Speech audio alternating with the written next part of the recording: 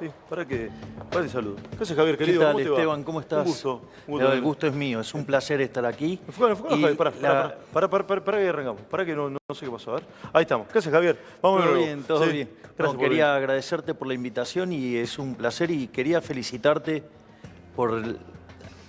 Se han viralizado algunas notas que has hecho espectaculares, la verdad que dignas de admiración, y te puedo asegurar que en algunas de las notas demostrás tener mucho más conocimiento de economía que los propios economistas. Sí. O sea, los economistas no saben nada, porque si yo tengo más conocimiento que ellos, los economistas no saben nada. Primero, gracias.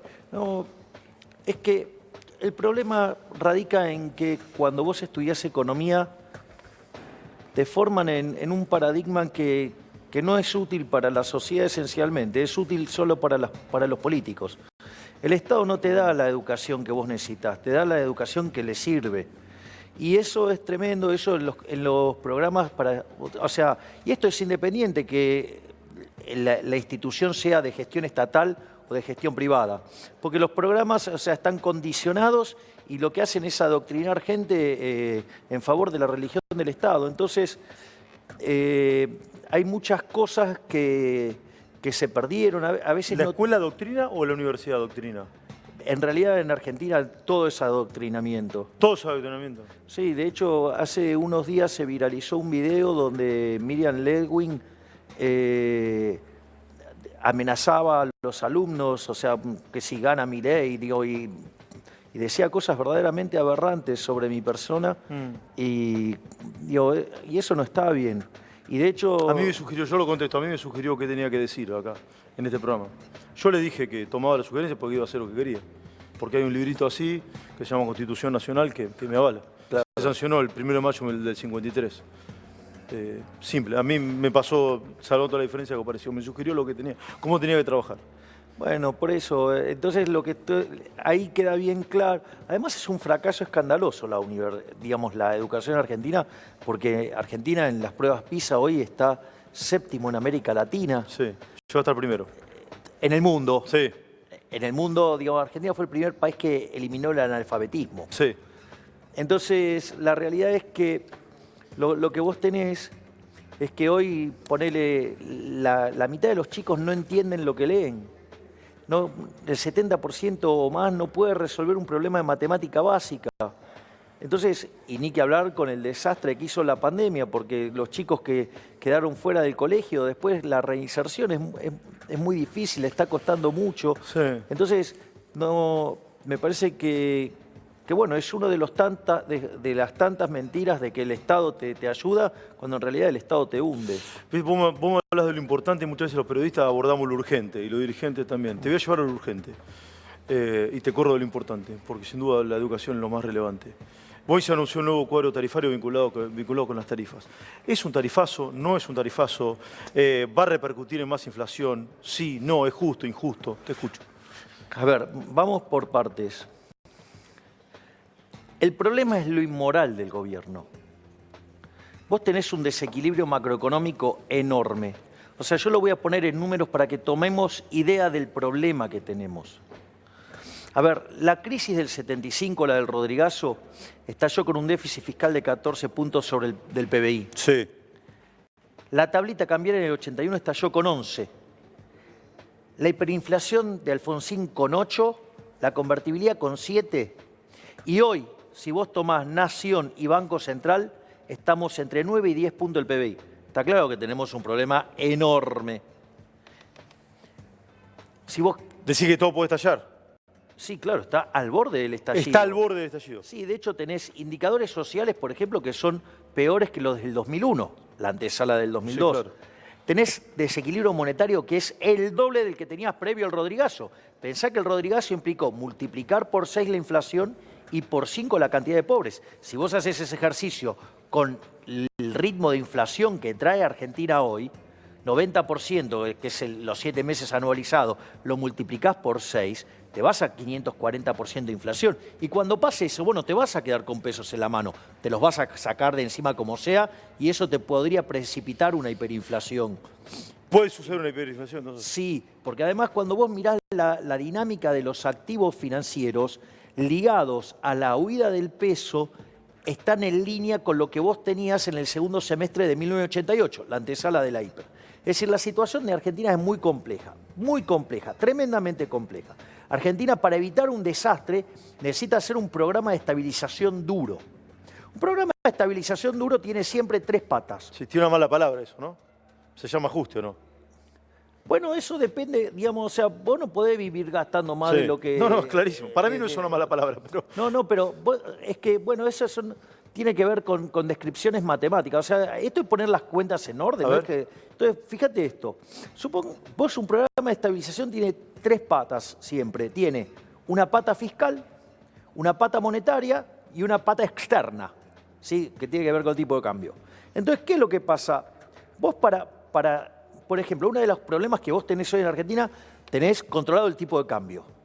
Y en el medio te fumaste las reservas, es decir, las de libre disponibilidad. Sí, menos de 2.000 millones, ¿no? Más cerca de 1.000 que de 2.000 en realidad, sí, ¿no? Estás ya raspando la olla. Pero fíjate esto, ese exceso de demanda que se genera, porque es un precio que no es el de equilibrio, porque al oficial compraríamos todo, Sí. pero Todesca, digamos, Massa y no sé, y quien ande dando vuelta no nos deja. Eso no es gratis, porque cuando vos tenés eso, quiere decir que en el resto, es un poquito técnico, pero vale la pena. En el resto de la economía tenés un exceso de oferta. ¿Qué quiere decir? Que los bonos, te cae el precio de los bonos y por ende la tasa de interés es alta.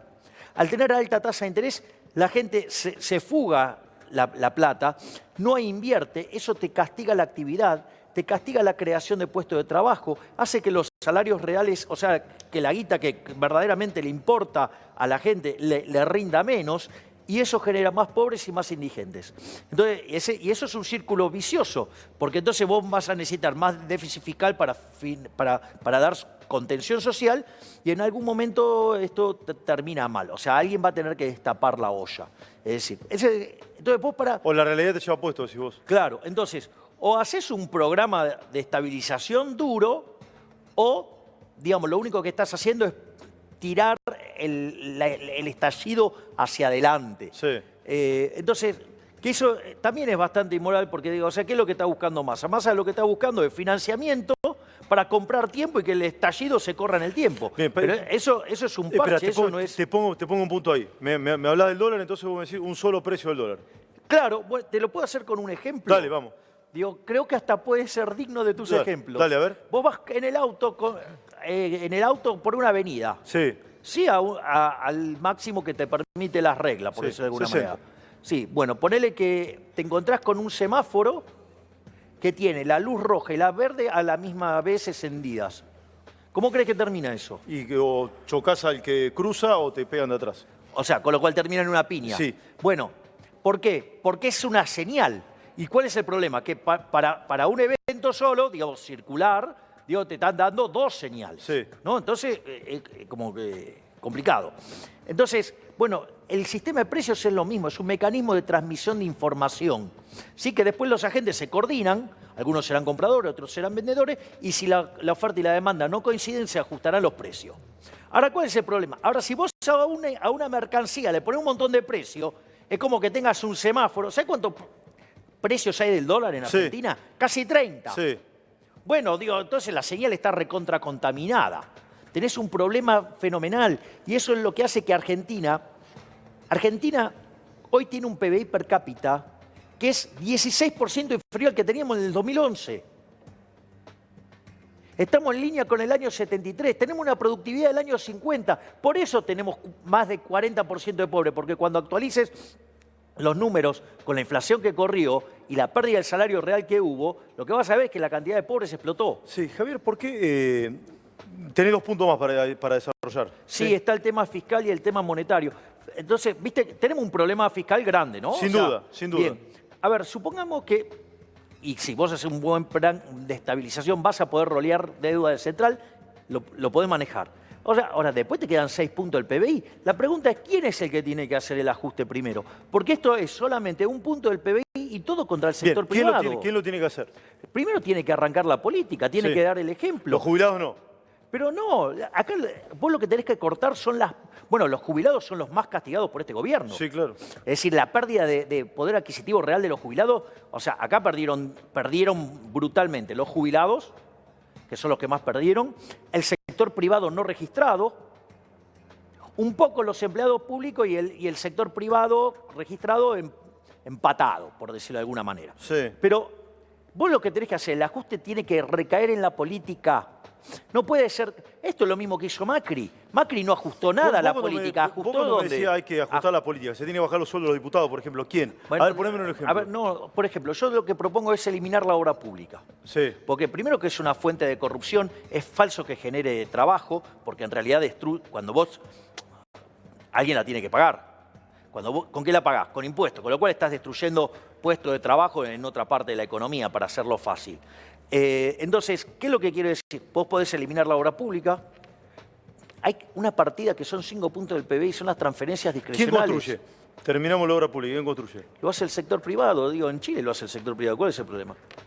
¿Me entendés? O sea, vos sabés que el régimen de iniciativa privada que yo estoy proponiendo, que es el que usa Chile, Chile lo empezó a implementar porque cuando hacen el plan de estabilización no tenían plata. Claro. Entonces dice, bueno, pero ¿quién va a hacer las obras públicas? Nosotros no tenemos ni un mango. Y bueno, diseñó un régimen de iniciativa privada, que es el que yo estoy proponiendo, que obviamente a nadie le interesa. ¿Por qué no le interesa? Porque una de las claves que tiene ese régimen de iniciativa privada es que la plata no pasa por las porosas manos de los políticos. ¿Me comprendés? Entonces a nadie le interesa lo que yo estoy proponiendo. ¿Y los políticos ganan mucho, Javier, o no? Bueno, una de... Viste que el salario se mide por productividad. Vos debería medirse, ¿no? Claro. Bueno, de hecho, el salario debería reflejar el valor del producto marginal del trabajo. Claro. Perdóname que me empujaste a que sea técnico. Bueno, no, Pero, está bien, sí me encanta. Te escucho con atención. Y eso tiene dos dimensiones. Tiene la dimensión de la productividad. Y fíjate esto, del falso conflicto que proponen todo el tiempo los políticos, porque tratan de establecer un conflicto entre el empresario y el trabajador. Y en realidad ese conflicto no es tal. Porque si vos invertís más, suponete que vos sos el empresario que invierte más, tenés más maquinaria, sos más productivo y vos ganás y te van a pagar más. Y después hay una dimensión que es el valor que tiene que ver con el precio. Es decir, porque vos podés producir algo, pero si no lo quiere nadie en el mercado, ¿cuánto te pueden pagar? Nada. Nada, no vale. Porque está quebrado. Sí. Es decir, ese negocio no tiene que existir, no lo quiere nadie, por eso el precio no cubre esos costos y por ende vas a la quiebra. Entonces, justamente, vos solamente podés ser exitoso en el capitalismo sirviendo al prójimo con bienes de mejor calidad a un mejor precio, eso se va a manifestar en el precio del bien, y siendo productivo. Si vos juntás las dos cosas te llenás de plata, pero sos un benefactor social, porque además le estás dando laburo a la gente, le permitís que acceda a los bienes más baratos y eso además le permite que comprar otras cosas. A ver, vamos a llevarlo de ejemplos de países, ¿sí? Australia y Nueva Zelanda, por lo que tengo entendido, no tiene sistema de subsidios, ¿correcto o no? Bueno, son de los países más libres del mundo, además. Sí. Es ¿Y más le va bien o le parecido... va mal? No, les va excelente. Ah, le va bien, ok. Bueno, son países que están liderando, están en el pelotón Sí. líder de los países con mayor libertad económica, que es lo que yo propongo. ¿Y le va bien o mal? Le va fantástico. Ah, Mirá, a ver, aquellos países que abrazan las ideas de la libertad Sí. son 8 veces más ricos que los reprimidos. El decil más bajo de la distribución, ¿Cuáles son los reprimidos? Cuba, Corea del Norte. Cuba, Corea del Myanmar. Norte, Venezuela. Fíjate, Argentina Nicaragua. va por todo el tiempo perdiendo libertad económica. ¿Me comprendés? O sea, o el ejemplo de Venezuela. Tenés casos, digo, Sí. donde van perdiendo libertad económica y cada vez se hacen más pobres. Porque la clave sobre la que funciona el sistema capitalista, por eso te voy a contar algo. Contame, Cuando vida. yo vi el video que vos estabas discutiendo, la de las retenciones Sí. y el teléfono celular de El una iPhone. chica, ¿sabes qué? Se lo envié a Alberto Venegas Lynch, hijo, a nuestro máximo prócer de la historia del liberalismo. Y, ¿me entendés? O sea, y estaba feliz. Cómo, digamos, un comunicador había logrado transmitir el problema implícito de derecho de propiedad. Entonces, la misma persona que criticaba las retenciones, cuando le tocaron la propiedad privada de ella, reaccionó. O sea, te digo, es para difundirlo todo el tiempo. Es una obra de arte lo que hiciste. Perdón que No, te agradezco. que parezca que soy un lisonjero, pero No. vos sabés que yo soy un tipo muy áspero. Si, Sí, ya lo sé. si hubieras dicho una pavada, te lo Me decía. sorprende lo que está diciendo. No, pero aparte lo compartí con, Sí, con lo sé, el prócer del liberalismo. me consta. O sea, y nada, la satisfacción de ver cómo alguien internalizó la idea de la propiedad privada con el precio. Es la clave eso. ¿Me comprendés? Y entonces, aquellos países que Sí. son más libres, que esto es lo que quiero mencionar también, el decil más bajo de la distribución, es decir, los que peor están, están el doble mejor que el 90% de la sociedad reprimida y gana 11 veces más. Claro. ¿Me comprendés? Tenés 25 veces menos de pobre en el formato estándar, 50 veces menos en el formato extremo. La gente vive un 25% más. Los, Es decir, los pobres de Nueva Zelanda probablemente viva mejor que alguno de clase media alta de Argentina. obviamente. Eso me está diciendo. Exactamente, exactamente. Entonces, porque acá lo importante es agrandar la torta. Sí. Y además la discusión ¿Y la torta se agranda con menos o con más Estado? con menos Estado. Con menos Estado. Cuanto menos Estado tengas, tenés... Porque ¿qué es el Estado? El Estado es una organización criminal, Una organización criminal. sí, una organización violenta, que vive de una fuente coactiva de ingresos, que son los impuestos. Por ende, los políticos son ladrones. Por eso yo devuelvo mi dieta. Sí. ¿Por qué? Porque para mí me parece un robo. Es decir, el accionar del Estado. Entonces digo, yo no lo voy a validar. Entonces, ¿qué hago? Te devuelvo la Para, y dieta. si sos presidente, ¿qué haces? ¿Devolvés el sueldo? ¿Lo sorteás? Digo, es un tema, digamos, es una función ejecutiva. Va, capaz me decís, no quiero ser presidente, pelado, no sé. No, igual, o sea, no, nosotros estamos trabajando fuertemente Ya lo sé. para la presidencia.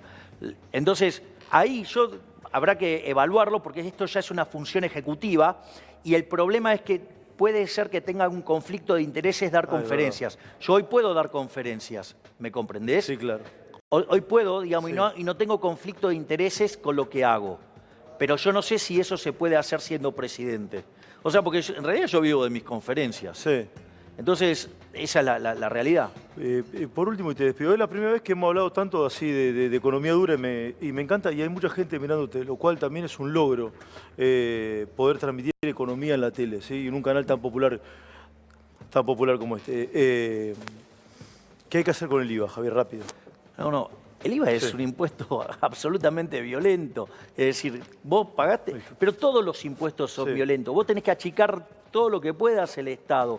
Porque en el fondo, cuando vos no llegás a fin de mes, porque te sobra Estado. Además, lo que hay que comprender, se llaman impuestos. O sea, vos, algo que es impuesto, ¿qué es? Es un cercenamiento a tu libertad. Entonces, y todo lo que te dicen que el Estado es eficiente, bueno, no existen todas esas cosas son mentiras.